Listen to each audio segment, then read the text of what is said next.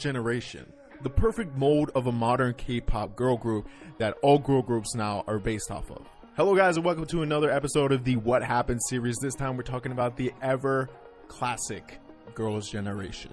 And what I like to do with these videos is look back. The year is 2007. SM Entertainment reveals the new girl group Girls' Generation with the debut song Into the New World.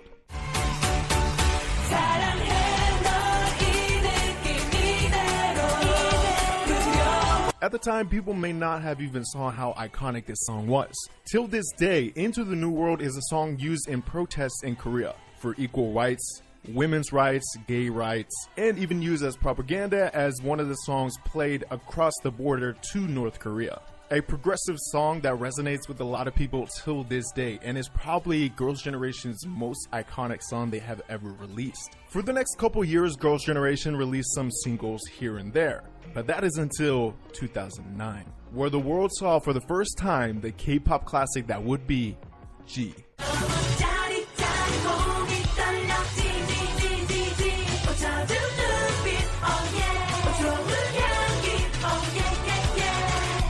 Not only a huge hit at the time and is still a huge hit today, G stayed at the #1 spot for 9 consecutive weeks in Korea. A record held for years until Psy came with Gangnam Style. When you go and do karaoke, if you're a K-pop fan, all you know is K-pop music, G is one of those go-to songs that you sing. I mean, it's G, G, G, G, baby, baby, come on.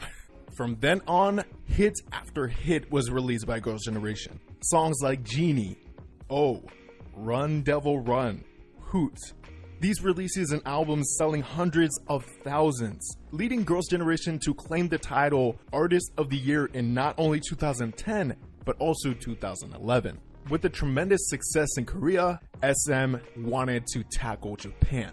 And so SM making moves in Japan for Girls' Generation saw Girls' Generation achieving a double platinum with their first Japanese album. One of the first groups to trailblaze K-pop in Japan. Now this is where I believe Girls' Generation was the first to coin the title, the nation's girl group. A title that would be continued on through generations of K-pop, and Girls' Generation was the first. Of course, it was the media in Korea coming up with the name the nation's girl group. A pride of the country, a pride of music, and a pride of culture. And is a title that is still passed on till this day. And of course, nowadays, Twice is holding that title. My girls.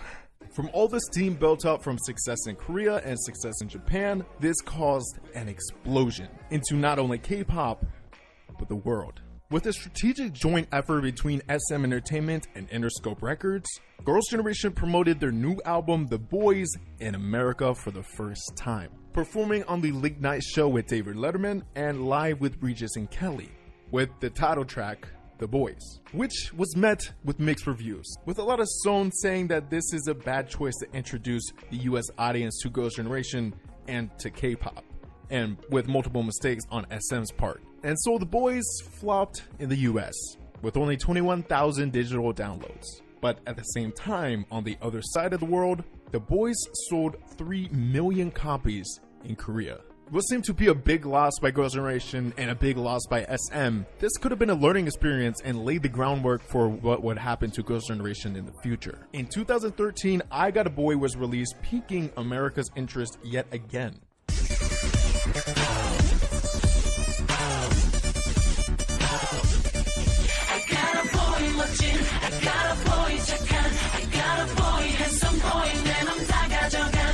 By receiving Video of the Year award held by YouTube. Winner for Video of the Year is Girls' Generation, I Got a Boy! I'd like to thank SM Entertainment, our company, 선생님 감사합니다, and my sisters, my members. Beating out Psy and Justin Bieber. And in 2014, After Mr. Promotions, the most shocking leave by a member in K-pop history happened. Girls' Generation member Jessica was the first to announce that she will no longer be a part of Girls' Generation. SM did confirm this by saying her schedule didn't comply with Girls' Generation's.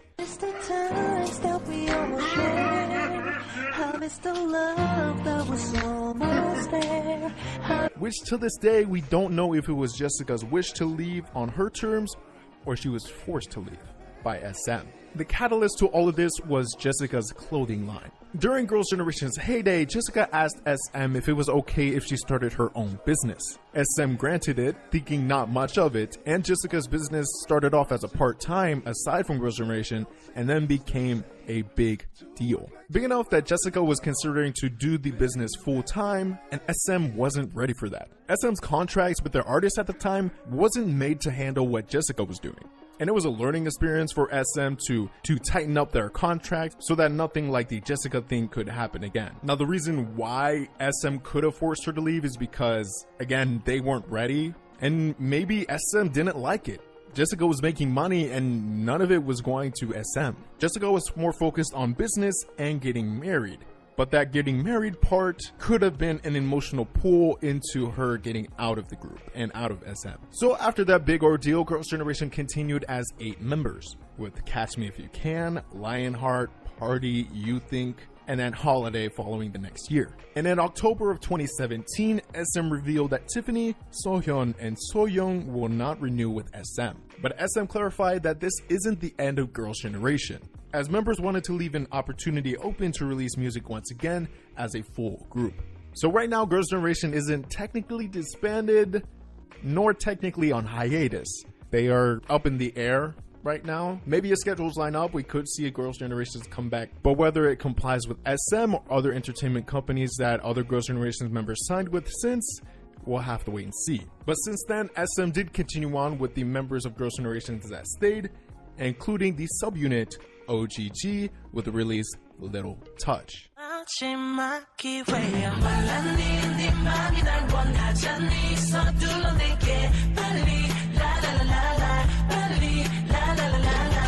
Featuring Taeyeon, Hyoyeon, Yuna, Yuri, and Sunny.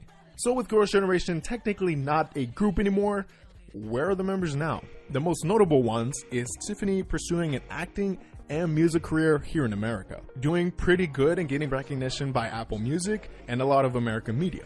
Hyoyeon, known for doing a bit of DJing and releasing her own solo music. And of course, Taeyeon. The leader of Girls' Generation during her time in Girls' Generation did also have a solo career, and she is continuing that with the latest release, 4 Seasons. So with all of that, we're caught up till this day. No word about a Girls' Generation comeback or reunion. All the individuals are focusing on their own thing.